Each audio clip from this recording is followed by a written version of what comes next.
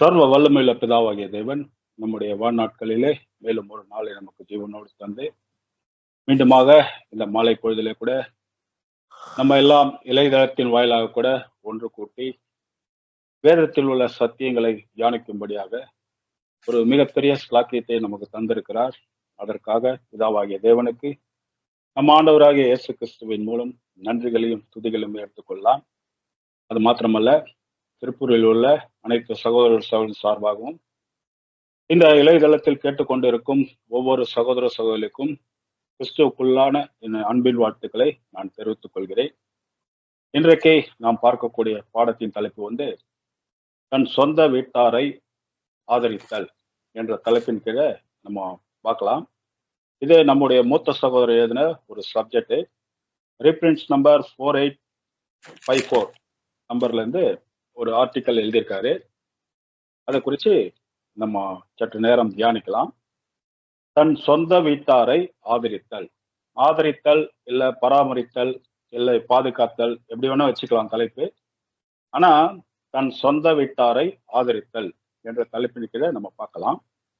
இதுக்கு ஆதார வசனமாக 1 தீமோத்தேயு 5ஆம் அதிகாரம் 8ஆம் வசனத்தை வாசிக்க கேட்போம். 1 தீமோத்தேயு 5ஆம் அதிகாரம் 8ஆம் வசனம்.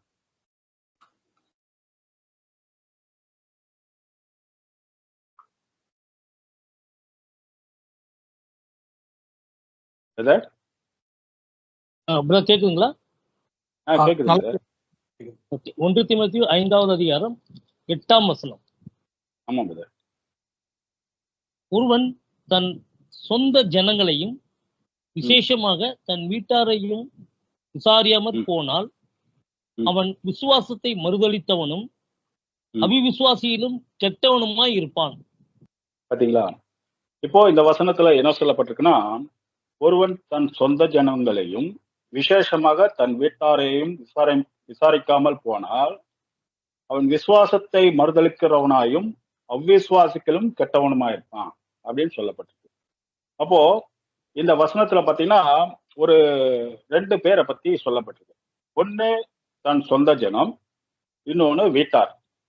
சொந்த ஜனம் என்றது யாருன்னு பாத்தீங்கன்னா நம்ம குடும்பத்தில் உள்ளவங்க. வீட்டார் யாருன்னு பாத்தீங்கன்னா சபையார், இல்லைங்களா? அப்போ இந்த 2 விஷயத்தையுமே ஒரு தேவனோடு நல்மனசாட்சி உடன்படிக்கை செய்தவர் விசாரிக்கணும்.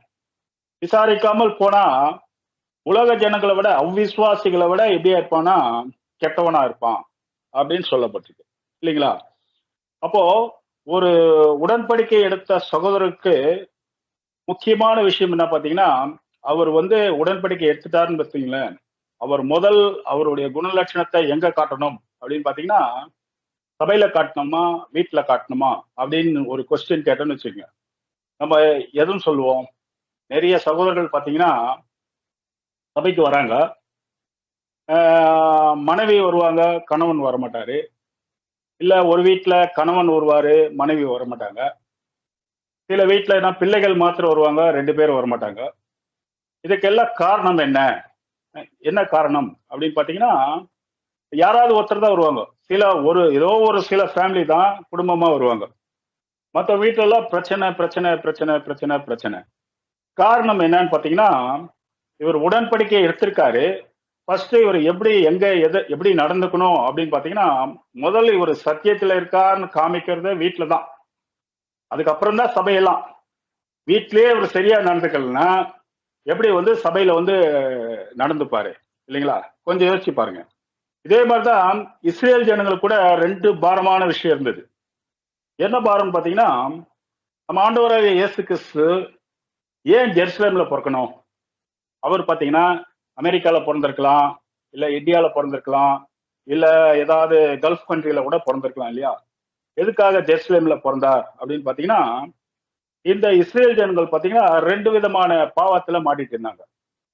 ஒண்ணு, ஆதாமின் நிமித்தம் வந்த பாவம், அது மரணம், இல்லைங்களா? அது உலக ஜனங்களுக்கும் இருக்கு, இஸ்ரேல் ஜனங்களுக்கும் இருக்கு, இல்லைங்களா? அப்புறம் இன்னொரு பாரம் எதுல மாட்டிட்டு இருந்தாங்கன்னா, நியாயப்பிரமாணத்துல. நியாயப்பிரமாணத்துல அவங்களுக்கு தான் நியாயப்பிரமாண கட்டளையே கொடுக்கப்பட்டது. அதுல அவங்க ரொம்ப பாரமா மாட்டிட்டு இருந்தாங்க. அதனால்தான் நம்ம ஆண்டவராகிய இயேசு கிறிஸ்து கூட அவருடைய முதல் வருகையில கூட வருத்தப்பட்டு பாரம் சுமக்கிறவர்களே என்னிடத்தில் வாருங்கள், நான் உங்களுக்கு இளைப்பாறுதல் தரேன்னாரு. சரிங்களா? அவங்களுக்கு நியாயப்பிரமாணம் வந்து ரொம்ப பாரமானது. ஏன்னா தேவனுடைய நீதியே என்னன்னா, கண்ணுக்கு கல், பல்லுக்கு பல், சூட்டுக்கு சூடு, காயத்துக்கு காயம், தழும்புக்கு தழும்பு, ஜீவனுக்கு ஜீவன், இல்லைங்களா? அப்படி இருக்கும்போது ஏதாவது ஒரு தவறு பண்ணாங்கன்னா அவங்களுக்கு அந்த அன்னைக்கே தண்டனை. அந்த மாதிரி ஒரு விஷயத்துல மாட்டிருந்தாங்க. நம்ம ஆண்டவராகிய இயேசு கிறிஸ்து அதனாலதான் முதல் அவங்களுக்கு அந்த நியாயப்பிரமாணத்துல இருந்து ரிலீஸ் பண்ணார், இல்லைங்களா? அவர் நியாயப்பிரமாணத்தில் உள்ள ஒரு எழுத்தும் எழுத்தின் உறுப்பும் அவமாய் போல எல்லாத்தையுமே அவர் சிலுவையில நிறைவேற்றி முடிச்சிட்டார். இப்போ இன்னும் ஒரே ஒரு பாவம் தான் இருக்கு. அவங்களுக்கு மாத்திரம் இல்ல, ஒட்டுமொத்த உலக ஜனங்களுக்கும் அந்த மரணம் என்ற ஒரு விஷயம் எல்லாருக்குமே இது. அது வந்து அவரோட ஆயிரோட அரசாட்சி கடைசி சத்ருவாகிய மரணத்தை அவர் பரிகரிக்க போறார் அப்படின்னு நம்ம எல்லாருக்குமே தெரியும். அந்த மாதிரி ரெண்டு பாரமான விஷயத்துல அவங்க இருந்தாங்க. அதே மாதிரி இன்னைக்கு ஆவிக்குரிய இஸ்ரேலாக இருக்க நமக்கு பாத்தீங்கன்னா இதேதான் ரெண்டு விதமான முக்கியமான பாரங்கள் வந்து என்னன்னு பாத்தீங்கன்னா, ஒண்ணு தன் வீட்டையும் பார்க்கணும், அதே டைம் சபையும் பார்க்கணும். ரெண்டு விஷயத்துல எதுல தவறுனாவும் அவன் எப்படி இருப்பானா, அவ்விசுவாசத்திலும் எப்படி இருப்பானா கெட்டவனா இருப்பான் அப்படின்னு சொல்லப்பட்டிருக்கு, இல்லைங்களா? இப்போ தேவனோட உடன்படிக்கை செய்த நாம், இல்லைங்களா, தேவனோட உடன்படிக்கை செஞ்சிருக்கோம். என்னன்னு செஞ்சிருக்கோம்? இனிமே நம்ம பழைய மனுஷனை சாகடிச்சிடுறோம். இனிமே நான் கிறிஸ்துவுக்காக வாழப் போறேன், தேவனுக்காக வாழப் போறேன், என்னுடைய பழைய வாழ்க்கை எல்லாமே மண்ணோடு மண்ணா போயிடுச்சு என்ற ஒரு விஷயத்தை தான் நம்ம ஞானஸ்தானத்தின் மூலமா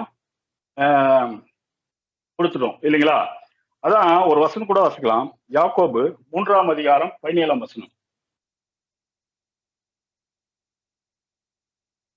யாக்கோபு 3ஆம் அதிகாரம் 17ஆம் வசனம்.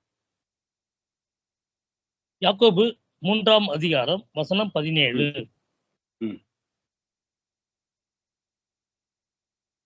பரத்திலிருந்து வருகிற ஞானமோ முதலாவது சுத்தமுள்ளதாயும் பின்பு சமாதானமும் சாந்தமும் இணக்கமுள்ளதாயும் இரக்கத்தாலும் நற்கனிகளாலும் நிறைந்ததாயும் பட்சபாதம் இல்லாததாயும் மாயமற்றதுமாய் இருக்கிறது. பாத்தீங்களா? இப்போ பரத்துல இருந்து வருகிற ஞானம் எப்படி இருக்கா? முதலாவது சுத்தம் உள்ளதா, ஃபர்ஸ்ட் வந்து ரொம்ப சுத்தம் உள்ளதா இருக்கு. அதுதான் நம்ம வாங்கியிருக்கோம், இல்லைங்களா? சுத்தம் உள்ளதாயும் பின்பு சமாதானமும் சாந்தமும் இணக்கம் உள்ளதாயும் இரக்கங்களினாலும் நற்கணைகளினாலும் நிறைந்ததாயும் பட்சபாதம் இல்லாததாயும் மாயமற்றதாயும் இருக்கிறது. இப்போ உண்மையாவே ஒரு தேவனோடு உடன்படிக்கை செய்த சகோதரர் எப்படி இருக்கணும்னா இந்த விஷயங்கள்லாம் நிறைஞ்சு இருக்கணும் அப்படின்னு தான் சொல்லப்பட்டிருக்கு. ஏன்னா எல்லாத்துலயுமே சுத்தமா இருக்கணும்.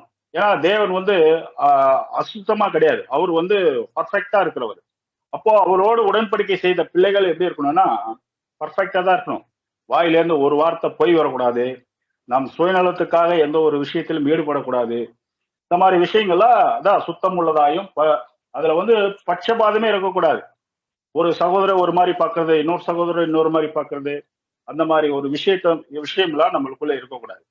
அந்த மாதிரி உடன்படிக்கை செய்த பிள்ளைகள் நம்ம என்ன சொல்றோம்னா தேவனுடைய பிள்ளைகள் சொல்றோம் நம்மள. அப்புறம் ஆவிக்குரிய சிலைகள் சொல்றோம்.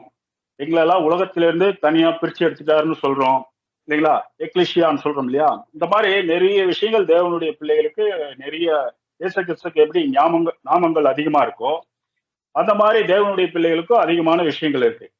அப்படி இருக்கிறவங்க அவ்வளவு பரிசுத்தமா உள்ளவங்க தன் சொந்த குடும்பத்திலையும் சரி சபையிலும் சரி எப்படி நடந்துக்கணும், இல்லைங்களா? இப்போ சாதாரணமா சபை வாய்ப்பு வந்து பாத்தீங்கன்னா 2000 வருஷமா நடந்துட்டு இருக்கு. இன்னும் 1,44,000 பேர் எடுக்க முடியலையே. காரணம் என்ன அப்படின்னு பாத்தீங்கன்னா அது அவர்களுக்கு தான் தெரியும். நம்ம எந்த அளவுக்கு தேவனோடு உடன்படிக்கை செஞ்சு எப்படி நடந்துட்டு இருக்கோம், எவ்வளவு இதுவா நடந்துட்டு இருக்கோம் நமக்கு தான் தெரியும். ஏன்னா அடுத்தவங்களை குற்றப்படுத்துறதுக்கு நமக்கு யாருக்குமே தகுதி கிடையாது. அந்த மாதிரி ஒரு விஷயத்துலதான் நம்ம இருக்கோம். இப்படி இருக்கும்போது நம்ம எந்த அளவுக்கு குடும்பத்துல தேவனோடு உடன்படிக்கை செய்த பிள்ளைகள் எந்த அளவுக்கு நன்னடத்தை காட்டணும். ஏன்னா குடும்பத்துல வந்து நம்ம வந்து ஒருத்தருக்கு போய் சத்தியம் சொல்லிதான் அவங்க நம்ம பின்னாடி வரணும்னு அவசியமே இல்லைங்க. நம்மளுடைய கேரக்டர் அவங்க கிட்ட காமிச்சாவே போதும். காமிச்சாவே அவங்க தானாவே வருவாங்க. இப்படி உங்களுக்கு மாற்றம் தெரியுது. நீங்க என்ன பண்றீங்க, ஏது பண்றீங்க, யாரை வணங்குறீங்க, எந்த சர்ச்சுக்கு போறீங்க, இதெல்லாம் அவங்க விசாரிப்பாங்க. ஏன்னா கம்ப்ளீட்டா சேஞ்ச் ஆயிடும். ஏன்னா இனிமே நம்ம உலகத்தார் கிடையாது, இனிமே தேவனுடைய பிள்ளைகளா இருக்கும் உடன்படிக்கை எடுத்த பிறகு. அப்படி இருக்கிறவங்க எவ்வளவு ஒரு பர்ஃபெக்டா இருக்கணும் அப்படின்னு பாக்குறோம். இன்னொரு வசனம் கூட வாசிக்கலாம். 1 தீமோத்தேயு 3ஆம் அதிகாரம் 4-5 வசனங்கள்.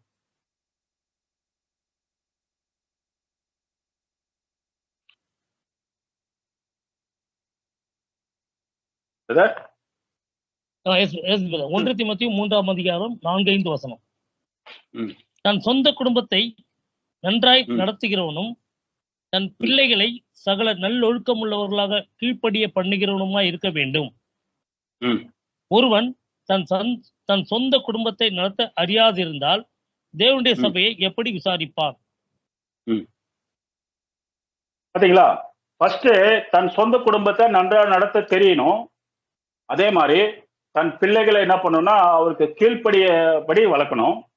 அந்த மாதிரி அவரு செய்யலன்னா சபையை எப்படி விசாரிப்பார் அப்படின்னு சொல்லப்பட்டிருக்கு. இப்ப சாதாரணமா ஒரு ஒரு நல்ல ஃபேமிலி, ஒரு நல்ல ஃபேமிலி போது ஒருத்தர் கிட்ட பேச்சு வாங்காத ஒரு ஃபேமிலி, நல்ல ஃபேமிலி, டீசெண்டான ஃபேமிலி எப்படி இருப்பாங்கன்னா, இப்போ ஒரு வருவாய் ஒரு 20,000 ரூபாய் வருதுன்னு வச்சுக்கோங்களேன். எவ்வளவு செலவு பண்ணுவார் அவரு? 40,000 ரூபாய் செலவு பண்ணாருன்னா அது வந்து நல்ல ஃபேமிலி கிடையாதுங்க. என்ன வருமானம் வருதோ அதுக்குள்ள ஒரு செலவு பண்ணணும், 4 காசு சேவிங்ஸும் பண்ணணும், குடும்பத்தை வந்து எந்த ஒரு பிரச்சனையிலையும் ஈடுபடுத்தக்கூடாது. ஏன்னா அந்த அளவுக்கு அவர் பர்ஃபெக்டா கொண்டு போகணும். ஏன்னா அதெல்லாம் ஒரு குடும்பத்துல நடக்கக்கூடிய விஷயங்கள் தான். ஒரு இஷ்டத்துக்கு செலவு பண்ணிட்டாருன்னா நாளைக்கு கடன் தொல்லையில அவர் கஷ்டப்படுவார். கடன் தொல்லை கஷ்டப்படும் போது பொய் பேச வேண்டியதா இருக்கும். பொய் பேசப்படும் போது மற்றவர்களை ஏமாற்றக்கூடிய சூழ்நிலை வரும். இதெல்லாம் வந்து தேவனுடைய பிள்ளைகளுக்கு ரொம்ப முக்கியமான விஷயம். அப்போ அதனால்தான் நம்மளுடைய சரீரத்தை என்ன பண்ணணும்னா கட்டுப்படுத்தணும்ன்றாரு இல்லைங்களா? சரீரத்தை கட்டுப்படுத்தாதவங்க வந்து கண்டிப்பா எதுலையுமே அவங்க வந்து பர்ஃபெக்டா இருக்கவே முடியாது. அந்த மாதிரி பிள்ளைகளை, அந்த மாதிரி அவர் பிள்ளைகளை வளர்க்கணும், கீழ்ப்படுத்தி வளர்க்கணும், கஷ்ட நஷ்டங்களை தெரிஞ்சு வளர்க்கணும். அப்படி தெரிஞ்சு வளர்க்கும் போதுதான் மனைவியும் ஒரு மேல பிரியமா இருக்கும், இவரும் தன் குடும்பம் மேல பிரியமா இருப்பாரு. அப்படி ஒரு பட்ஜெட் போட்டு வாழக்கூடிய ஃபேமிலி தான் சபையை என்ன பண்ணும், ஓரளவுக்கு கரெக்டா கொண்டு போக முடியும் அப்படின்னு சொல்லப்பட்டிருக்கு. அப்படியே தன் குடும்பத்தையே சரியா விசாரிக்காதவன், ஆசரிக்காதவன் எல்லாம் இருக்கும்போது சபையை எப்படி வழி நடத்துவாரு? கண்டிப்பா வழி நடத்த முடியாது. அவர் வந்து சபையை என்ன பண்ணுவாருன்னா சுயநலத்துக்காக தான் வழி நடத்திட்டு போவார் அப்படின்னு சொல்லப்பட்டிருக்கு. சரிங்களா? இன்னொரு வசனம் வாசிக்கலாம். எபேசியர் 5ஆம் அதிகாரம் 21 முதல் 24 வசனம்.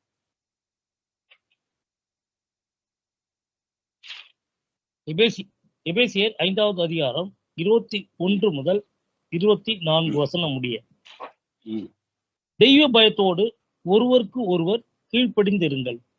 பாத்தீங்களா? ஃபர்ஸ்ட் எடுத்தவனே என்ன சொல்றாருன்னா, வாசிங்க வாசிங்க. 22வது வசனம், மனைவிகளே கர்த்தருக்கு கீழ்ப்படுகிறது போல உங்கள் சொந்த புருஷருக்கு கீழ்ப்படியுங்கள். 23வது வசனம், கிறிஸ்து சபைக்கு தலையாயிருக்கிறது போல புருஷனும் மனைவிக்கு தலையாயிருக்கிறார், அவரே சரீரத்திற்கும் இரட்சகராய் இருக்கிறார். 24வது வசனம், ஆகையால் சபையானது கிறிஸ்துக்கு கீழ்ப்படுகிறது போல மனைவிகளும் தங்கள் சொந்த புருஷர்களுக்கு எந்த காரியத்திலையும் கீழ்ப்படிந்திருக்க வேண்டும். இப்போ இந்த வசனத்துல நம்ம அப்போஸ்தலனாகிய பவுல் என்ன சொல்றாருன்னா, ஃபர்ஸ்ட் எடுத்தவனே ஃபர்ஸ்ட் என்ன பண்ணணும்னா கணவனுக்கும் மனைவிக்கும் சரி ஒரு தெய்வ பயம் இருக்கணும் இல்லைங்களா? அதனால்தான் தெய்வ பயத்தோடு ஒருவருக்கு கீழ்ப்படிங்க. ஏன்னா கிறிஸ்து எப்படி சபைக்கு தலையா இருக்காரோ அதே மாதிரிதான் கணவன் வந்து மனைவிக்கு தலையா இருக்கார் இல்லைங்களா? அப்போ அந்த சீனியாரிட்டி, அந்த ரேஞ்சு வந்து பார்க்கணும் இல்லைங்களா? அது கூட 2 பேருமே தெய்வ பக்தியா இருந்தா தான் அது நடக்கும். ஒருத்தர் தெய்வ பக்தி இல்லைன்னா கூட கண்டிப்பா அது நடக்காது. 2 பேருமே தெய்வ பக்தியா இருக்கணும். அப்போதான் குடும்பம் நல்லா இருக்கும், சமாதானம் இருக்கும், ஒரு அன்பு இருக்கும், சந்தோஷம் இருக்கும். இதெல்லாம் இல்லைன்னா, ஒருத்தருக்கு ஒருத்தர் கீழ்ப்படியலைன்னா என்ன ஆகும்னா நம்ம வாழுறது கல்யாணம் பண்றதெல்லாம் எதுக்குன்னு பாத்தீங்கன்னா, நம்ம இங்க கல்யாணம் பண்ணி குழந்தை குட்டிகள் எல்லாம் பிறக்க வச்சு அத பெரிய வளர்த்து இழத்து அதுக்கெல்லாம் நம்ம இன்னைக்கு வரலைங்க. நம்மளுடைய வாழ்க்கை, நம்மளுடைய லக்கு என்னன்னா, கிறிஸ்துவுடைய மனவாட்டியா போய் சேரணும். அதுதான். அப்படி இருக்கும்போது, அவங்களுடைய ஆசா பாசங்களை எல்லாத்தையும் என்ன பண்ணணும்னா, கட்டுப்படுத்தணும். கட்டுப்படுத்தி, தேவனுடைய பிள்ளைகளா வாழறதுக்கு ட்ரை பண்ணணும். இதுல வந்து பாத்தீங்கன்னா, எப்படி இருக்கணும்னா, ஃபர்ஸ்ட் எடுத்தவொடனே ஒரு தெய்வ பயம் நம்மளுக்குள்ளே இருக்கணும். மனைவிகளே கர்த்தருக்கு கீழ்ப்படுகிறது போல, கர்த்தருக்கு நம்ம எப்படி கீழ்ப்படுகிறோம்? சரிங்களா? உடன்படிக்கை எடுத்தவங்க இப்ப எவ்வளவோ பேரு எவ்வளவோ சப்ஜெக்ட் பேசுறோம். யாராவது ஏதாவது எதிர்த்து பேசுறோமா? தேவன் இன்னைக்கு நமக்கு கொடுத்த ஆகாரம் அப்படின்ட்டு நம்ம எல்லாமே அமைதியா போயிடுறோம் இல்லையா? அப்போ இது வந்து சகோதரர் பேசக்கூடிய வார்த்தை கிடையாது. இது வந்து தேவன் நமக்கு சொன்ன வார்த்தை அப்படின்னு நம்ம பயப்படுறோம் இல்லையா? அதே மாதிரிதான் கணவனுக்கு மனைவி என்ன பண்ணணும்னா கீழ்ப்படியணும் அப்படின்னு சொல்லப்பட்டிருக்கு. கிறிஸ்து எப்படி சபைக்கு தலையா இருக்கிறது போல புருஷனும் மனைவிக்கு எப்படி இருக்காருன்னா தலையா இருக்கார். ஆகையால் சபையானது கிறிஸ்துவுக்கு கீழ்ப்படுகிறது போல மனைவியும் தங்கள் சொந்த புருஷருக்கு எந்த காரியத்திலும் கீழ்ப்படிந்திருக்க வேண்டும். எந்த காரியத்துல பிரதர் நீங்க சொல்றீங்க எல்லா காரியத்திலும் கீழ்ப்படியணும், ஓகே. ஆனா எங்க கணவர் வந்து சரியில்லையே, கேரக்டர் சரியில்லையே, எப்படி கீழ்ப்படியறது அப்படின்னும் போது அந்த மாதிரி இருக்கும்போது நம்ம என்ன பண்ணணும்னா தேவனிடத்துல தான் முறை பண்ணணும். ஏன்னா ஆரம்பத்துல அதுதான் சொல்றாரு, 2 பேருக்கு தெய்வ பயம் இருந்தா மாத்திரம்தான் இந்த விஷயம் நடக்கும், இல்லைன்னா கண்டிப்பா நடக்காது. அதே மாதிரி 28ல இருந்து 33 வசனம் வாசிங்க. அதுலயே எபேசியர் 5ஆம் அதிகாரம் 28ல இருந்து 33 வசனம். எபேசியர் 5வது அதிகாரம் வசனம் 28 முதல். ம். அப்படியே புருஷர்களும் தங்கள் மனைவிகளை தங்கள் சொந்த சரீரங்களாக பாவித்து அவர்களில் அன்பு கூற வேண்டும். தன் மனைவியில் அன்பு கூறுகிறவன் தன்னில் தான் அன்பு கூறுகிறான். 29ஆம் வசனம். தன் சொந்த மாம்சத்தை பகைத்தவன் ஒருவனும் இல்லையே. கர்த்தர் சபையை போஷித்து காப்பாற்றுகிறது போல ஒவ்வொருவரும் தன் மாம்சத்தை போஷித்து காப்பாற்றுகிறான். 30ஆவது வசனம். நாம் அவருடைய சரீரத்தின் அவயங்களாகவும் அவருடைய மாம்சத்திற்கும் அவருடைய எலும்புகளுக்கும் உரியவர்களாயும் இருக்கின்றோம். 31வது வசனம்.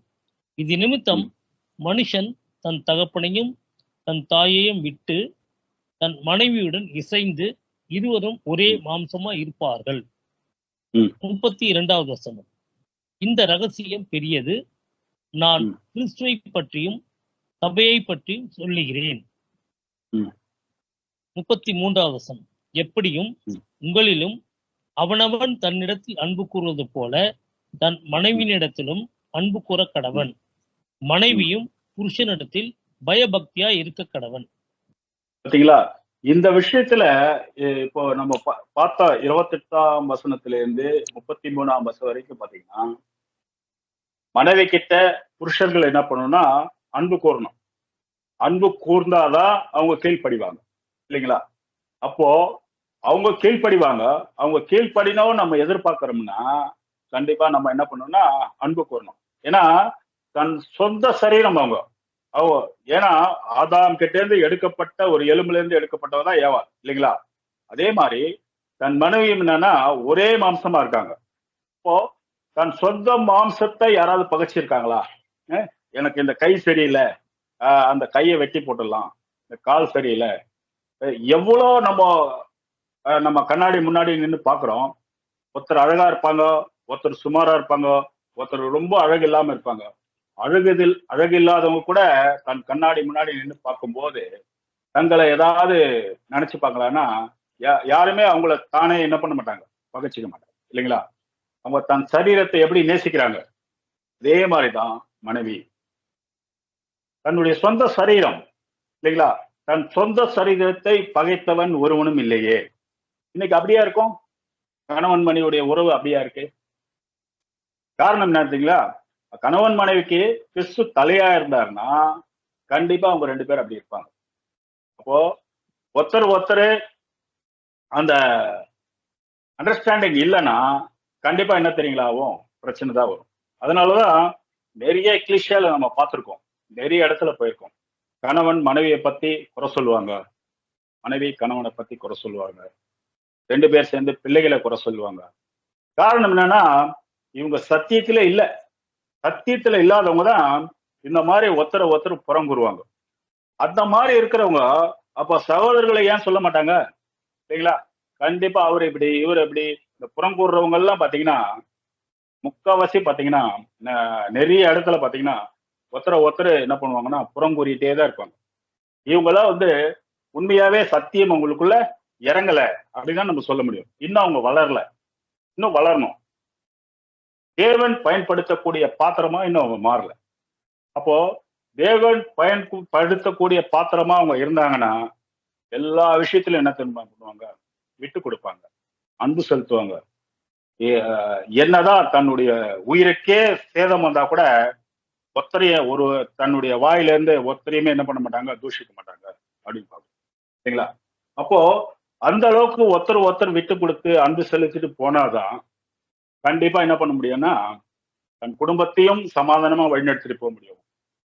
சபையிலையும் மற்றவர்களையும் சமாதானமா இந்த விஷயம் நம்ம அது என்ன நடைமுறைப்படுத்திக்கணும். ஏன்னா நம்ம உடன்படிக்கை பண்ணிட்டோம், மற்ற நம்மளுடைய சுயநல காரியங்களை எல்லாத்தையுமே எரிச்சிட்டோம், சர்வாங்க தகன பலியா எரிச்சிட்டோம் பலிபெடுக்கல. நமக்கென்று இந்த பூமியில இருக்கக்கூடிய நாட்கள்ல எதுவுமே தேவையில்லைங்கிற ஒரு விஷயத்த நினைக்கணும். அந்த மாதிரி ஒரு விஷயத்துக்கு வந்தாதான் தன் குடும்பத்தையும் சரி சபையும் சரி தன் சொந்த ஒரே குடும்பமா நினைக்க முடியும் அப்படின்னு சொல்லப்படும். கூட அப்போஸ்தலனாகிய பவுல் கூட ஒரு கவுன்சிலிங் மாதிரி கொடுக்குறாரு, எப்படி இருக்கணும் அப்படின்றது. 1 கொரிந்தியர் 7ஆம் அதிகாரம் 1ஆம் வசனம் முதல் வாசிக்கலாம். 1 கொரிந்தியர் 7ஆம் அதிகாரம் வசனம் 1 முதல். நீங்கள் எனக்கு எழுதின காரியங்களை குறித்து நான் எழுதுகிறது என்னவென்றால், ஸ்திரீயை தொடாமல் இருக்கிறது மனுஷனுக்கு நல்லது. வசனம் 2, ஆகிலும் பேசித்தனம் இராதபடிக்கு அவனவன் தன் சொந்த மனைவியையும் அவனவள் தன் சொந்த புருஷனையும் உடையவர்களாய் இருக்க வேண்டும். வசனம் 3, புருஷன் தன் மனைவிக்கு செய்ய வேண்டிய கடமையை செய்ய கடவன், அப்படியே மனைவியும் தன் புருஷனுக்கு செய்ய கடவன். 4, மனைவியானவள் தன் சுய சரீரத்திற்கு அதிகாரி அல்ல, புருஷனே அதற்கு அதிகாரி. அப்படியே புருஷனும் தன் சுய சரீரத்துக்கு அதிகாரி அல்ல, மனைவியே அதற்கு அதிகாரி. வசனம் 5, உபவாசத்திற்கும் ஜெபத்திற்கும் தடையிராதபடிக்கு இருவரும் சில காலம் பிரிந்திருக்க வேண்டும் என்று சம்மதித்தால் அன்றி ஒருவரை விட்டு ஒருவர் பிரியாதிருங்கள்.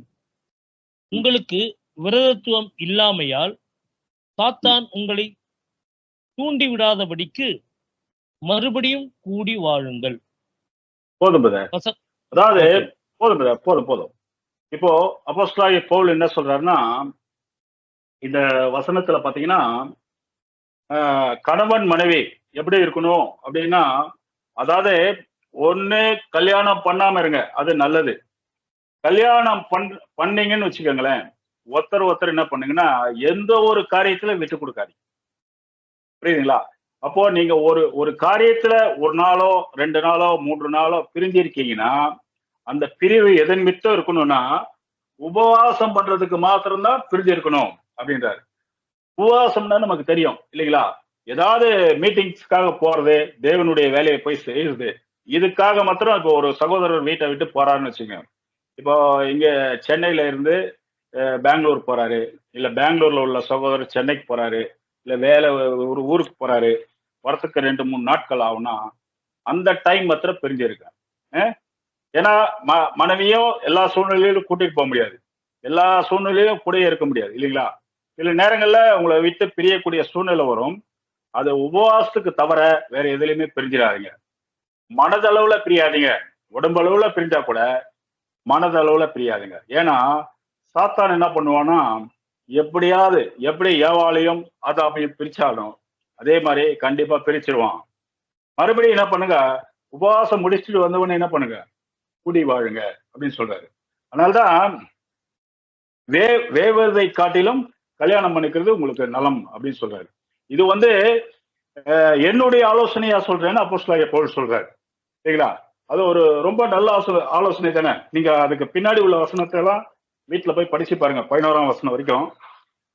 ரொம்ப அழகான கவுன்சிலிங்கா ஒரு குடும்பத்துக்கு அவர் தந்திருப்பார் அப்படின்னு பாக்குறோம். இன்னொரு வசனம் கூட வாசிக்கலாம். கொலேசியர்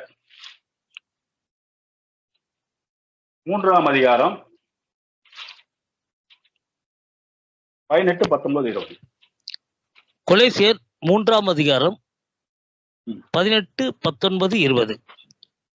மனைவிகளே, கர்த்தர் கேட்கும்படி உங்கள் புருஷருக்கு கீழ்ப்படியுங்கள். புருஷர்களே, உங்கள் மனைவிகளில் அன்பு கூறுங்கள், அவர்கள் மேல் கசந்து கொள்ளாதிருங்கள்.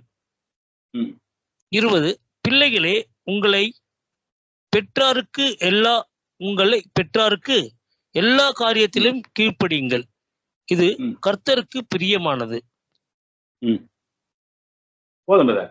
அதாவது மனைவியிலே கர்த்தருக்கு ஏற்றபடி உங்கள் புருஷருக்கு கீழ்ப்படியுங்கள் சொல்றாரு. அதே மாதிரி புருஷர்களே உங்கள் மனைவிகளிடத்தில் அன்பு கூறுங்கள். இது ரெண்டுமே செய்யணும். கணவன் மனைவி கிட்ட அன்பு கூறணும். அன்பு கூர்ந்தாதான் என்ன அன்பு கூறணும் அப்படின்னு பாத்தீங்கன்னா, கர்த்தருக்கு ஏற்ற ஒரு அன்பை தான் மனைவி கிட்ட நீங்க காட்டணும்.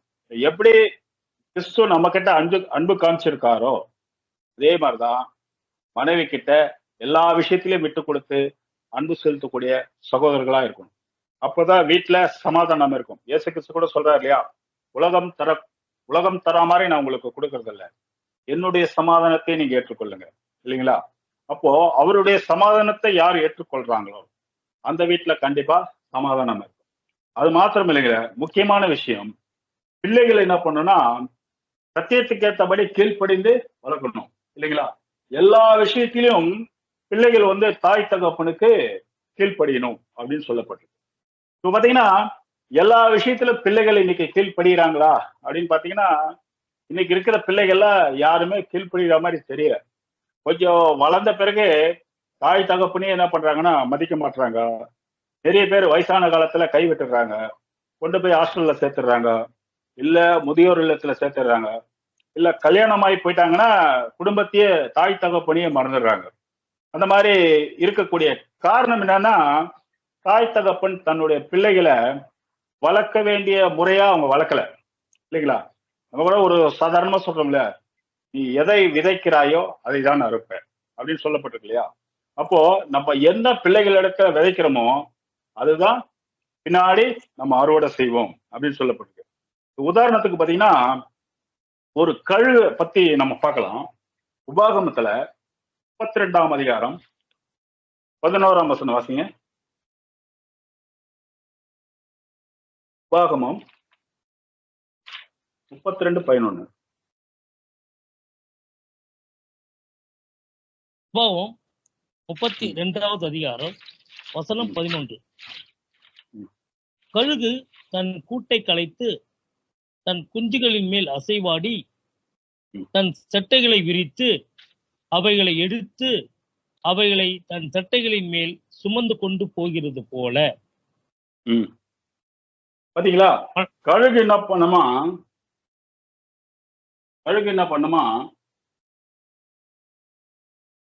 தன் கூட்டை கட்டி தன் குஞ்சுகளை அசைவாடி தன் செட்டைகளை விரித்து அவைகளை என்ன பண்ண எடுத்து தன் செட்டையின் மேல சுமந்து கொண்டு போகிறது அப்படின்னு சொல்லப்பட்டது. கழுகு என்ன பண்ணுமா, ஒரு கூட்டை கட்டுமா. எங்க கட்டும்னா மிக உயர்ந்தமான ஒரு இடத்துல, பெரிய மரங்கள் இல்ல ஒரு மலைகள் அந்த இடுக்கல அந்த மாதிரி ஒரு இடத்துல, உயரமான இடத்துலதான் கழுகு தன் கூட்டை கட்டும். அது எதை கொண்டு கட்டும் பாத்தீங்கன்னா, நிறைய முற்கள் கொண்டு வச்சு கட்டும். முற்கள் ஒரு 2-3 லேயர் முற்களா வைக்கும், முள்ளு உள்ள இதை வைக்கும். அதுக்கு மேல என்ன பண்ணுன்னா நிறைய பஞ்சு கொண்டு வைக்கும், மெத்த மாதிரி நல்லா நிறைய கோமை கொண்டு அது வைக்கும். வச்சு பாத்தீங்கன்னா அதுக்குள்ள பாத்தீங்கன்னா முள்ளே தெரியாது. அந்த அளவுக்கு என்ன பண்ணும்னா மெத்துன்னு அது ஊர்ந்து இருக்கும். அதுல வந்து என்ன பண்ணும்னா தன்னுடைய முட்டைகளை வைக்கும். முட்டைகளை வச்சு குஞ்சு பொரிக்கும். குஞ்சு பொரிச்ச உடனே இந்த குஞ்சுகள் வளர்றதுக்கு என்ன தேவை? ஆகாரம் தேவை இல்லைங்களா? இது போயிட்டு வந்துட்டு போயிட்டு வந்துட்டு என்ன பண்ணும்னா தன் குஞ்சுகளுக்கு ஆகாரத்தை கொண்டு வந்து கொடுக்கும். இதுகளும் என்ன பண்ணும்னா அது வரும்போது போகும்போதெல்லாம் வாயை திறந்து திறந்து சாப்பிட்டுட்டு இருக்கும். நல்லா என்ன பண்ணும்னா பெத்த மேல உட்காந்துட்டு நல்லா சாப்பிட்டு சாப்பிட்டு சாப்பிட்டு பழகிடும். சரிங்களா? இவ இதே மாதிரி இருந்தா தாய்க்கு என்ன ஆகும் இல்லைங்களா? இதே மாதிரி வந்து குஞ்சுகளுக்கு சாப்பாடு கொடுத்துட்டே இருந்தா அதுக்கு வந்து தனியா பறக்க முடியாது அதால இல்லைங்களா? எங்கேயும் வெளியும் போவாது. அது கூட்டுக்குள்ளேயே இருந்து சாப்பாடுக்கு மாத்திரம் வெயிட் பண்ணிட்டு இருக்கும் அப்படின்ற ஒரு சூழ்நிலை வந்து அப்போ தாய் என்ன பண்ணுமா அந்த கூட்டுல உள்ள அந்த பஞ்சுகள் எல்லாம் கொஞ்சம் கொஞ்சமா எடுக்க ஆரம்பிச்சிடும். எடுக்க ஆரம்பிச்சிச்சுன்னா மீதி என்ன இருக்கும்னா முள்ளு தான் இருக்கும். அப்ப முள்ளு இருக்கும்போது இந்த குஞ்சுகளால உள்ள ரொம்ப நேரம் நிக்க முடியாது. முள்ளு குத்தும் இல்லைங்களா? அப்ப என்ன பண்ணும்? வெளியே வரும். வெளியே வரும்போது இந்த கழுகை என்ன பண்ணிடுமா தன் குஞ்சுகளை தள்ளி விட்டுருமா. தள்ளி விட்ட உடனே அது கீழே விழும். ஃபர்ஸ்ட் டைம் கீழே விழுது. அதுக்கு எப்படி பறக்கிறதுன்னு கூட தெரியாது. அப்ப என்ன பண்ணும்னா கழுகு ஸ்பீடா வந்து தன் குஞ்சுகளை என்ன பண்ணா தன் சட்டையில எடுத்துட்டு கொண்டு திருப்பி போகும். திருப்பி கொண்டு போய் கூண்டுல விடும். இந்த மாதிரி ஒரு 4-5 டைம் கீழே விழ வச்சு என்ன பண்ணும்னா அது பறக்க கற்றுக் கொடுக்கும். பறக்க கற்றுக் கொடுக்கும் போது 5வது முறை தன்னால் அது பறந்து போயிடும். அப்படியே அப்போ பறந்து போனதுக்கு அப்புறம் தான் உணவு அதுக்கு தேவையான உணவுகளை என்ன பண்ணும்னா அது போய் தேட ஆரம்பிச்சிடும் அப்படின்னு தான் பார்க்குறோம். ஆனா நம்ம பிள்ளைகளை எப்படி வளர்க்குறோம் அப்படின்னு பார்த்தீங்கன்னா கடைசி வரைக்கும் நம்ம பிள்ளை வந்து எங்க போனாலும் கண் கலங்க கூடாது, ரொம்ப பாதுகாப்பா இருக்கணும், எந்த ஒரு இதுவும் செய்யக்கூடாது, ஒரு கொசு கூட அதை கடிக்கக்கூடாது, அந்த மாதிரிலாம் தாய் தகப்பன் நினைப்பாங்க. இந்த மாதிரி வளர்த்துட்டோம்னா கடைசியில பிற்காலத்துல தாய் தகப்பனையே அது காப்பாத்தாம போயிடும் அப்படின்னு பார்க்கணும். அப்போ ஒரு தாய் தகப்பன் என்ன பண்ணும்? தன் பிள்ளைகளை கஷ்டம் தெரிஞ்சு வளர்க்கணும். ஏன்னா நம்மளா உடன்படிக்கை செய்தவர்கள், நம்மளா உலக காரியங்கள்ல உலக சந்தோஷத்துக்காக நம்ம போறவங்க கிடையாது இல்லைங்களா? நம்மளே வந்து தேவனுக்காக வேலை செய்யறோம். எல்லாம் இருக்கிற காசுல தான் என்ன இருக்கோ அதை வச்சுதான் நம்ம குடும்பத்தை சந்தோஷமா ஓட்டக்கூடிய நிலைமையில நம்ம இருக்கோம்.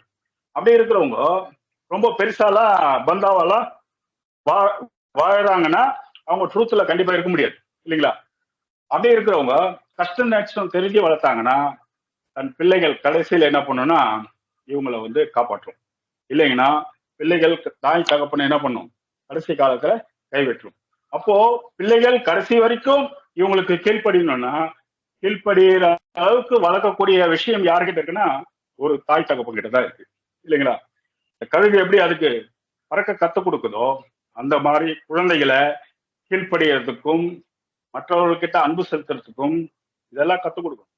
அதெல்லாம் பாத்தீங்கன்னா நம்ம சின்ன வயசுல இருக்கும் போதெல்லாம் பாத்தீங்கன்னா ஒரு சாக்லேட்டோ ஒரு மிட்டாயோ ஏதாவது நம்ம கிடைச்சுன்னு வச்சுக்கோங்களேன், நம்ம என்ன பண்ணுவோம்? அதை 4 பேருக்கு பகிர்ந்து ஷேர் பண்ணி சாப்பிடுவோம். அந்த சட்டையை வச்சு கடிச்சு அதை வந்து மற்றவங்களுக்கு பகிர்ந்து கொடுப்போம். ஆனா இன்னைக்கு அந்த மாதிரி ஒரு சூழ்நிலை இருக்கான்னு பாத்தீங்கன்னா இல்ல. எல்லா பிள்ளைகளுமே சுயநலமா வளர்க்க ஆரம்பிச்சிட்டாங்க. தனக்கு மாத்திரம் கிடைச்சா போதும் அப்படின்ட்டு. இன்னைக்கு பெரிய பெரிய சென்னையில பெரிய பெரிய ஸ்கூல்ஸ் சர்ச் பார்க் எல்லாம் பாத்தீங்கன்னா ஒரு சப்ஜெக்டே இருக்கு. என்ன சப்ஜெக்ட்னா ஷேரிங் அப்படின்னு ஒரு சப்ஜெக்ட் இருக்கு. இதை கத்துக் கொடுக்கறதுக்கு 25,000 ரூபாய் ஃபீஸ் கட்ட வேண்டியதா இருக்கு. அப்படி என்னங்க ஷேரிங் அப்படின்னா அந்த டீச்சர் சொல்றாங்க, ஒண்ணும் இல்லைங்க, இன்னைக்கு இந்த காலத்து பசங்களுக்கெல்லாம் மற்றவங்களுக்கு கொடுத்து சாப்பிடணுன்ற ஒரு எண்ணமே இல்லை. அதனால அவங்க கிட்ட இருந்து பிஸ்கட் பாக்கெட் கொண்டு வர சொல்லி மற்ற பிள்ளைகளுக்கு என்ன பண்ணும்? கொடுத்து எல்லாருக்கும் கொடுத்து சாப்பிடுங்க அப்படின்னு சொல்லி கொடுக்கறதுக்கு 25,000 ரூபாய் கொடுத்து கத்துக்க வேண்டியதா இருக்கு இல்லைங்களா? இன்னைக்கு உலகம் எந்த திசையை நோக்கி போயிட்டு இருக்கு பாருங்க. ஆனா தேவனுடைய பிள்ளைகள் எப்படி இருக்கணும்? எல்லாத்தையுமே விட்டு கொடுக்கணும், எல்லா இடத்துலயும் அன்பு செலுத்தணும் இல்லைங்களா? எந்த ஒரு சூழ்நிலை இருந்தாலும் முக்கியமா தன்னுடைய விசுவாச குடும்பத்தாருக்கு நன்மை செய்யுங்கள் சொல்லப்பட்டிருக்கு இல்லைங்களா? அந்த அளவுக்கு நம்ம என்ன பண்ணோம்னா ஷேரிங் அந்த ஒரு விஷயம் இயற்கையாவே தேவன் நமக்கு கொடுத்திருக்காரு. அதன்படிதான் நம்ம வாழணும் அப்படின்னு சொல்லப்பட்டிருக்கு இல்லைங்களா? அப்போ அந்த கழுகு மூலியமா நமக்கு ஒரு பாடம் அப்படின்னு சொல்லப்பட்டிருக்கு.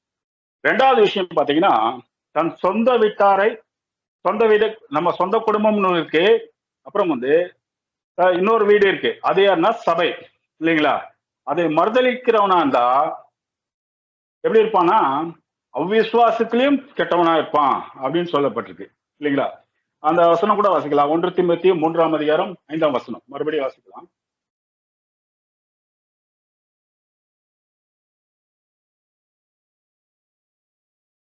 பிரதர்? பிரதர் 1 தீமோத்தேயு 3வது அதிகாரம் 5வது வசனம். ம். ஒருவன் தன் சொந்த குடும்பத்தை நடத்த அறியாது இருந்தால் தேவனுடைய சபையை எப்படி விசாரிப்பான்? பாத்தீங்களா? இப்ப தேவனுடைய சபைன்னு இருக்கு. அதுவும் பாத்தீங்கன்னா ரெண்டுமே நம்ம குடும்பம் தான். அது வந்து நம்ம சொந்த குடும்பம். இந்த இந்த சபை வந்து பாத்தீங்கன்னா விசுவாச குடும்பம், சரிங்களா?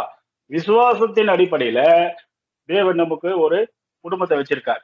காரணம் என்னன்னா, அந்த விசுவாசத்தின் அடிப்படையில ஏன் நமக்கு அந்த ஒரு குடும்பம் வச்சிருக்காருன்னா, நாளைக்கு அவருடைய ராஜ்யத்துல ஒட்டு உலக ஜனங்களையே நம்மள காமிச்சுதான் அவர் வந்து எல்லாருக்குமே ஒரு ரட்சிப்பின் திட்டத்தை வச்சிருக்காரு.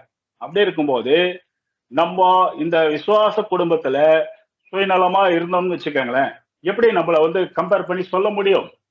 யாராவது நம்ம சபையில உள்ளவங்கள ஒருத்தரை நம்ம முன் உதாரணமா சொல்ல முடியுமா அப்படின்னு பாத்தீங்கன்னா, எல்லாருடைய நிலைமையும் எப்படி இருக்குன்னா ரொம்ப மோசமா தான் இருக்கு, சரிங்களா? நம்ம ஆண்டவராக இயேசு கிறிஸ்து கூட 2000 வருஷமா தன்னுடைய மனவாட்டிய சரி பண்ணிடலாம், சரி பண்ணிடலாம், சரி பண்ணிடலான்னு ஒரு முயற்சி பண்ணிட்டே தான் இருக்காரு. பாத்தீங்கன்னா யாருமே சரியாகிற மாதிரி தெரியல. அப்போ தன் விசுவாச குடும்பத்தை எப்படி பண்ணணும்னா, தன் சொந்த வீடு மாதிரி இருக்கணும். தன் சொந்த குடும்பத்தை வந்து விசுவாச குடும்பம் மாதிரி வச்சிருக்கணும். ஆக்சுவலா ரெண்டுமே ஒண்ணுதான், சரிங்களா? ரெண்டுமே குணலட்சணம் கிறிஸ்து மாதிரி வந்துட்டா சொந்த குடும்பம் மாத்திரம் இல்லைங்க, விசுவாச குடும்பம் மாத்திரம் இல்ல, உலக ஜனங்களையும் அவர் எப்படிதான் வழி நடத்துவார்னா அன்பின் மித்தம் தான் வழி நடத்துவார் அப்படின்னு சொல்லப்பட்டிருக்கு, இல்லைங்களா? இன்னொரு வசனம் கூட வாசிக்கலாம். கலாத்தியர் 6ஆம் அதிகாரம் 10ஆம் வசனம்.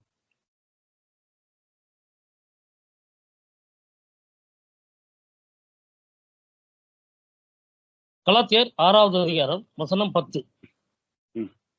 ஆகையால் நமக்கு கிடைக்கும் சமயத்துக்கு தக்கதாக யாவருக்கும் விசேஷமாக விசுவாச குடும்பத்தார்களுக்கும் நன்மை செய்ய கடவோம்.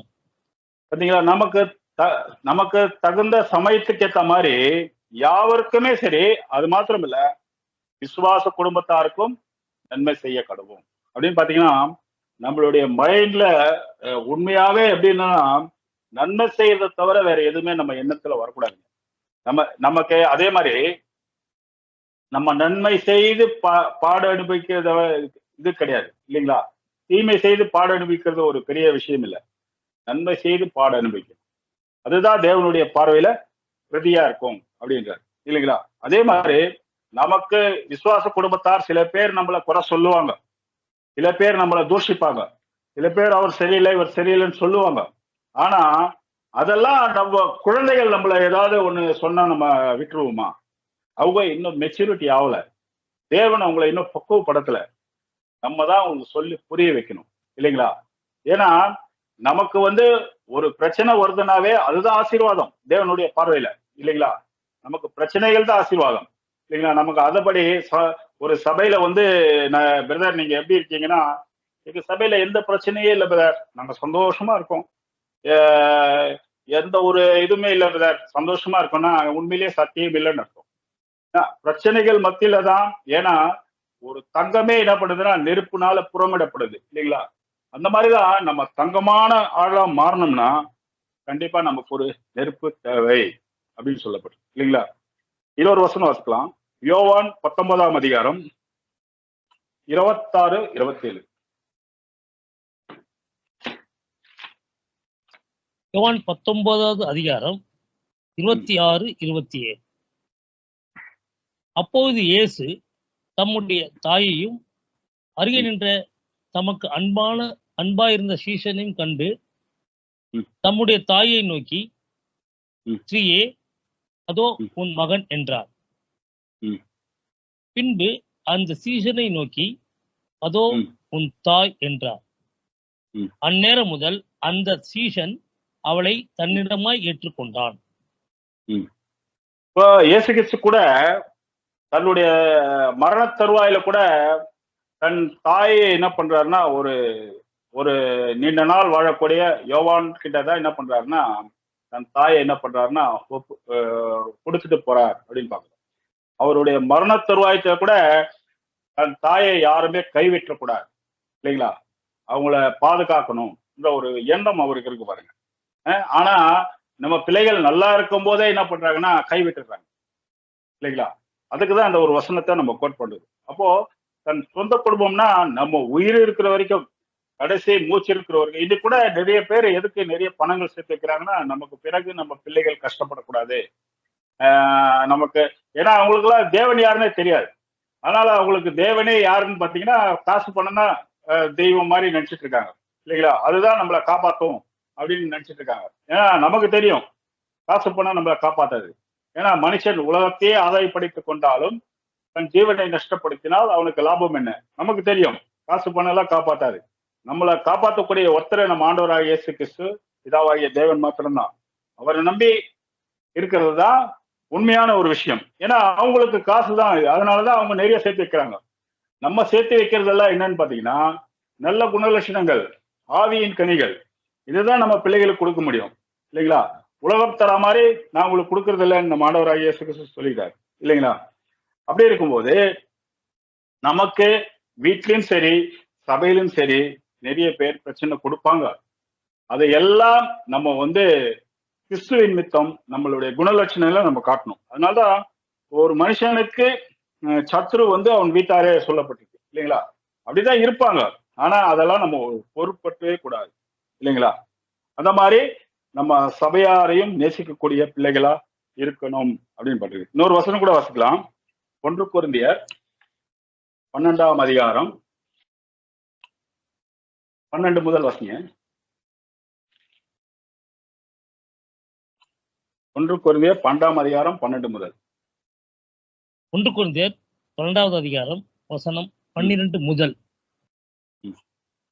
எப்படியெனில் சரீரம் ஒன்று, அதற்கு அவயவங்கள் அநேகம். ஒரே சரீரத்தின் அவயவங்கள் எல்லாம் அநேகமா இருந்தாலும் சரீரம் ஒன்றாகவே இருக்கிறது. அந்த பிரகாரமாக கிறிஸ்துவும் இருக்கிறார். 13.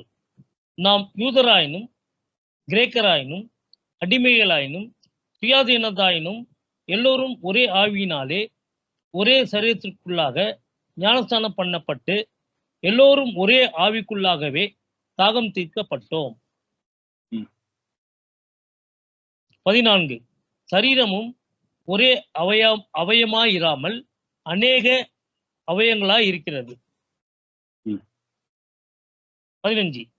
காலானது நான் கையாயிராதபடியினாலே நான் சரீரத்தின் அவயம் அல்ல என்றால் அதனாலே அது சரீரத்தின் அவயமாயிராதோ? போதும் போதும். இந்த வசனத்தை நீங்க அப்புறமா படிங்க. அதாவது என்ன சொல்லப்பட்டிருக்குன்னா, சபையில அப்படின்னு பாத்தீங்கன்னா நாம் யூதரானாலும் கிரேக்கரானாலும் அடிமையானாலும் சுயாதீன ஆனாலும் எல்லாம் ஒரே ஆவியினாலே ஒரே சரீரமாக்குள்ள ஞானஸ்தானம் பண்ணப்பட்டிருக்கோம் அப்படின்னு சொல்லப்பட்டிருக்கு. அதாவது யூதர்கள், கிரேக்கர்கள், அடிமைகள், சுயாதீனங்கள் சொல்லப்பட்டிருக்கல. சபையில அதே மாதிரி நிறைய வெரைட்டியான பீப்புள்ஸ் இருக்காங்க இல்ல. வெவ்வேறு ஜாதியில இருந்து வந்திருப்பாங்க, வெவ்வேறு தாட்ல இருந்து வந்திருப்பாங்க, வெவ்வேறு ரிலிஜன்ல இருந்து வந்திருப்பாங்க, பணக்கார ஏழை எல்லாமே வந்திருப்பாங்க. ஆனா சபைன்னு வரும்போது எப்படி இருக்காங்கன்னா, உடன்படிக்கை எடுத்துட்டாங்க அப்படின்னும் போது கிறிஸ்துவுக்குள்ள ஞானஸ்தானம் பண்ணப்பட்டவங்க இல்லைங்களா? அப்ப என்ன பண்ணாங்க, எல்லாருமே ஒரே சரீரம் ஆயிடுறாங்க. ஒரே சரீரம், ஒரே சிந்தை, ஒரே இலக்கு, ஒரே தேவன் என்ற மாதிரி ஒரு எண்ணத்துக்குள்ள வந்துடுறாங்க. அப்போ அங்க யூதரும் கிடையாது, கிரேக்கரும் கிடையாது, ஆணும் கிடையாது, அடிமை கிடையாது, யாரும் கிடையாது. எல்லாமே தேவனுடைய பிள்ளைகளா மாறிடும். அப்படி இருக்கும் பட்சத்துல ஒரு கை ஒரு காலை வானான்னு சொல்லுமா? ஒரு கால் ஒரு கையை வானான்னு சொல்லுமா? சொல்லாது இல்லையா? எல்லாம் ஒரே சரீரமா இருக்கும். அப்படி இருக்கும்போது தன் சொந்த சரீரத்தை பகைத்தவன் ஒருவனும் இல்லையே அப்படின்னு சொல்லப்பட்டிருக்கு இல்லையா? இப்ப நம்ம சொந்த சரீரத்தை எப்படி நம்ம பகைக்காம இருக்கோமோ அந்த மாதிரி ஒவ்வொரு சகோதர சகோதரிகளும் நம்மளுடைய சொந்த சரீரமா இருக்கும். அந்த மாதிரி சபைக்கு தாங்க கிறிஸ்து தலையா இருக்கார். அந்த மாதிரி எண்ணம் யாருக்கு வருதோ அவங்கதான் கிறிஸ்துவுடைய பாடியை இணைஞ்சில இருக்கக்கூடிய பிள்ளைகளா இருப்பாங்க. அத தவிர வேற எந்த எண்ணத்துல இருந்தாலும் சபை வாய்ப்பு நம்ம என்ன பண்றோம்னா நம்மளே இழக்கக்கூடிய சூழ்நிலையா வந்துடுறோம் அப்படின்னு பார்ப்போம். சரிங்களா? இதை நம்ம சபையாருக்கு ஒரு விஷயத்த அவர் சொல்ல வரார் அப்படின்ட்டு நம்ம எடுத்துக்கலாம். அடுத்தது பாத்தீங்கன்னா மத்திய 18ஆம் அதிகாரம். அந்த மாதிரி ஒரு எண்ணம் இருக்கிறவங்க எப்படி இருப்பாங்கன்னா, இப்போ தேவன் பாத்தீங்கன்னா நிறைய சபையில 500 பேர் இருந்தாதான் சபையா, 400 பேர் இருந்தாதான் சபையா, இல்ல 100 பேர் இருந்தாதான் சபையாலாம் அப்படிலாம் கிடையாது. யாரு அந்த மாதிரி ஒரு எண்ணத்துல தன் சொந்த சரீரமா ஒவ்வொரு சகோதரர்களையும் நினைக்கிறாங்களோ அவங்க 2 பேர் 3 பேர் அவர் நாமத்தின் நிமித்தம் எங்க கொண்டாலும் சரிங்க, கண்டிப்பா அந்த இடத்துல அவர் என்ன பண்றாருன்னா வாசம் பண்றாரு அப்படின்னு பார்க்கலாம். சரிங்களா? அந்த மாதிரி பார்க்கலாம். அப்புறம் இன்னொரு வசனம் கூட வாசிக்கலாம். மத்தேயு 12ஆம் அதிகாரம் 46 முதல் 50 வசனம்.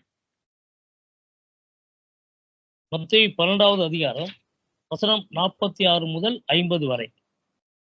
இப்படி அவர் ஜனங்களோட பேசுகையில் அவருடைய தாயாரும் சகோதரரும் அவரிடத்தில் பேச வேண்டும் என்று வெளியே நின்றார்கள்.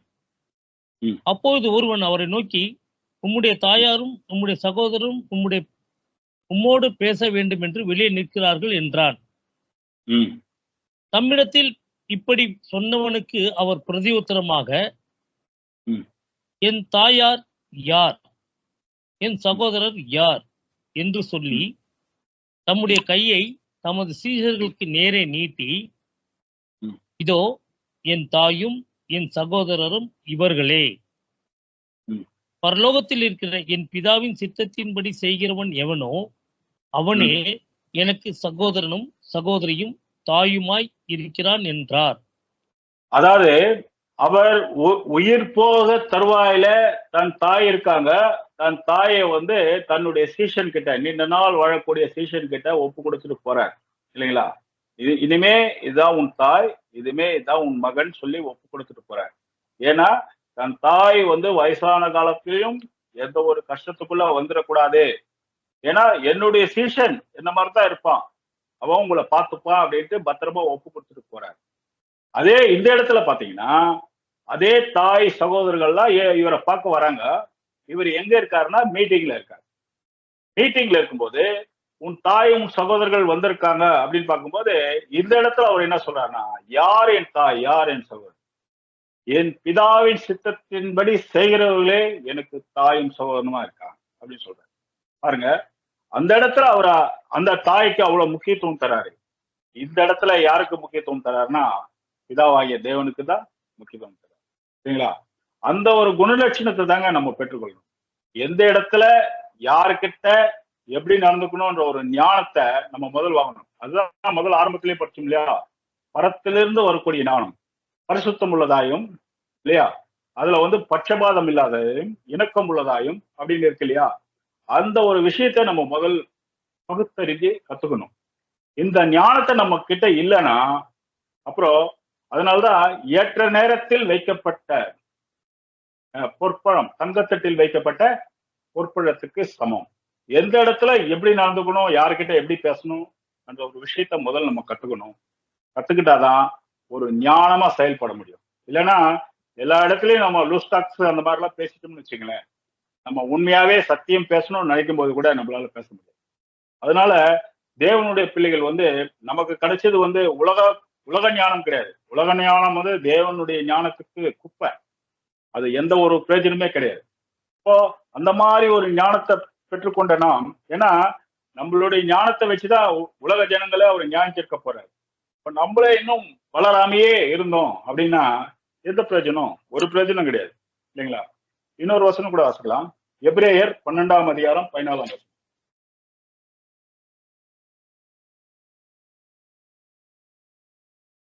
எபிரேயர் 12வது அதிகாரம் 14வது வசனம். யாவரோடும் சமாதானமாயிருக்கவும் பரிசுத்தம் உள்ளவர்களாயிருக்கவும் நாடுங்கள். பரிசுத்தம் இல்லாமல் ஒருவனும் கர்த்தரை தரிசிப்பது இல்லையே. பாத்தீங்களா? என்ன சொல்லப்பட்டிருக்குன்னா, யாவரோடும் யாவரோடும்னா இதுல யாரு இருக்குன்னா எல்லாரோடுமே, நீங்க யார் யார பாக்குறீங்களோ என்ன யாவரோடும் முதல்ல என்ன பண்ணுங்கன்னா சமாதானமா இருக்க நாடுங்க. ஒரு சமாதானம் இருக்க நாடணும்னா, இப்போ சமாதானம் ஒருத்தருக்குள்ள ஒரு பிரச்சனை இருக்குன்னா, அந்த இடத்துல சமாதானம் வரணும்னா என்ன பண்ணணும்? என்ன பண்ணாலும் அவர் சமாதானம் ஆக மாட்டாருங்க. நீங்க என்ன கொடுத்தாலும் சமாதானம் ஆக மாட்டாரு. அவர்கிட்ட சமாதானமா இருக்கணும் அப்படின்னு நாடணும்னா, முதல்ல என்ன தெரியுங்களா? அவர் என்ன எதிர்பார்க்கிறாரோ நம்ம கிட்ட அதை நம்ம விட்டு கொடுத்துடணும், இல்லைங்களா? 2 அங்கி உடையவன் ஒரு அங்கியை திருப்பி கொடுத்துட்டு சொல்றாரு இல்லையா? அப்போ 2 அங்கியும் நமக்கே வேணும் அப்படின்னு நினைச்சோம்னா தான் நமக்கு பிரச்சனை. அப்போ அங்கி எதை குறிக்குதுன்னா, சபையில தேவன் கொடுக்கப்பட்ட பொறுப்புகள் தான், இல்லைங்களா? அந்த பொறுப்பு தான். அங்கி அங்கி போட்டிருக்கிறது தானே நம்ம பேசவைகள் எல்லாம் பாஸ்டர் வழி நடத்தக்கூடியவங்க அந்த காலத்துல அப்படியெல்லாம் இருந்தாங்க. இப்போ 2 அங்கி உள்ளவனுக்கு வந்து ஒரு அங்கியை திருப்பி கொடுத்துருன்றாரு. அப்போ உனக்கு அங்கியை போட்டுட்டுலாம் நீ பரலோகம் போக முடியாது, விட்டு கொடுத்தாதான் போக முடியும், இல்லைங்களா? அத மாதிரி அப்போ அவர் சமாதானமா இருக்க நானுன்னா அவர் என்ன எதிர்பார்க்கிறாரோ கொடுத்துருங்க. ஏன்னா இங்க கொடுத்தாதான் அங்க நம்ம வாங்க முடியும் தேவன் கிட்ட. இங்க கொடுக்காம எல்லாம் எனக்கே வேணும்னு வச்சுட்டு இருந்தோம்னா கண்டிப்பா அங்க போறதுக்கு வாய்ப்பே இல்லை. அப்புறம் இன்னொரு வசனம் கூட வாசிக்கலாம். 1 யோவான் 4ஆம் அதிகாரம் 7 முதல் 12. 1 யோவான் 4வது அதிகாரம் 7 முதல் 12. பிரியமானவர்களே, ஒருவரில் ஒருவர் அன்பாயிருக்க கடவோம். ஏனெனில் அன்பு தேவனால் உண்டாயிருக்கிறது. அன்புள்ள எவனும் தேவனால் பிறந்து அவரை அறிந்திருக்கிறான். அன்பில்லாதவன் தேவனை அறியான். தேவன் அன்பாகவே இருக்கிறார். தம்முடைய ஒரே பேரான குமாரனாலே நாம் பிழைக்கும்படிக்கு தேவன் அவரை இவ்வுலகத்திலே அனுப்பினதால் தேவன் நம்மேல் வைத்த அன்பு வெளிப்பட்டது. நாம் தேவனிடத்தில் அன்பு கூர்ந்ததினால் அல்ல, அவர் நம்மிடத்தில் அன்பு கூர்ந்து நம்முடைய பாவங்களை நிவர்த்தி செய்கிற கிருபாதார பலியாக தம்முடைய குமாரனை அனுப்பினதாலே அன்பு உண்டாயிருக்கிறது. இப்போ பாத்தீங்கன்னா, அன்பில்லாதவன் தேவனை அறியான். அப்போ அன்பா இருக்கானா, ஒருத்தர் அன்பா இருக்கானா எதை வச்சு நம்ம சொல்லலாம்னா, எல்லாத்தையும் விட்டு கொடுக்கவங்க தான் அன்பா இருப்பாங்க. எல்லாம் எனக்கு வேணும்ன்றவங்க சுயநலவாதியா தான் இருப்பாங்க. கண்டிப்பா அன்பா இருக்க மாட்டாங்க. ஆனா நாம வந்து தேவன் மேல அன்பு வச்சிருக்கிறதால அவர் நமக்கு இறக்கம் காமிச்சிட்டு இருக்காருன்னு நினைக்கிறோமா? கிடையாது. அவர் அதெல்லாம் இதெல்லாம் நம்மளை பத்தி அவருக்கு தெரியும். இவ மாயமற்ற அன்பு தான் காமிக்கிறான், இல்லைங்களா? மாயமான அன்பு தான் காட்டுறான், மாயமற்ற அன்பு இவன் காட்டுறது இல்லைன்னு அவருக்கு தெரியும், இல்ல? ஆனா அவர் நம்ம மேல வச்சிருக்கிற அன்புனாலதான் தன்னுடைய குமாரனையும் என்ன பண்ணியிருக்காருன்னா கொடுத்திருக்காரு, இல்லைங்களா? அவர் காட்டுற அன்புக்கும் நம்ம காட்டுற அன்புக்கும் கிழக்குக்கு மேலக்குக்கு எவ்வளவு தூரமோ அந்த மாதிரி இருக்கு, இல்லைங்களா? அந்த அளவுக்கு தான் நம்மளுடைய அன்பு இருக்கு. அப்போ தேவனிடத்தில் நம்ம அன்பு கூர்ந்ததுனால அல்ல, அவர் நம்மிடத்தில் அன்பு கூர்ந்து நம்முடைய பாவங்களை நிவர்த்தி செய்கிற திருவாதார பலி நித்தம் தன்னுடைய குமாரனை அனுப்பியதனாலே அன்பு கூர்ந்திருக்கிறார் அப்படின்னு பார்க்கிறோம், சரிங்களா? அப்போ தேவன் நம்ம மேல எவ்வளவு அன்பு வச்சிருக்கார் அப்படின்னு பார்க்கிறோம். கடைசியா ஒரு வசனத்தை வாசிட்டு சப்ஜெக்ட் முடிக்கலாம். எபேசியர் 5ஆம் அதிகாரம் 29ஆம் வசனம்.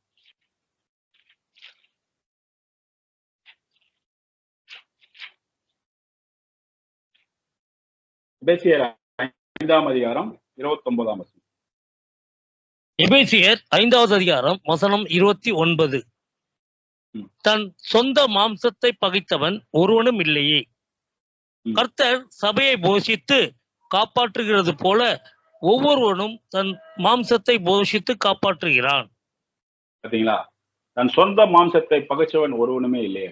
அந்த மாதிரி சபையை எப்படி அவர் போஷித்து காப்பாற்றுறாரோ அந்த மாதிரி ஒருத்தர் அன்பு கூர்ந்து ஒருத்தர் இணங்கி நமக்கு இந்த உலகத்துல ஒண்ணுமே கொண்டு வந்ததில்லை, ஒண்ணும் கொண்டு போறதில்லை.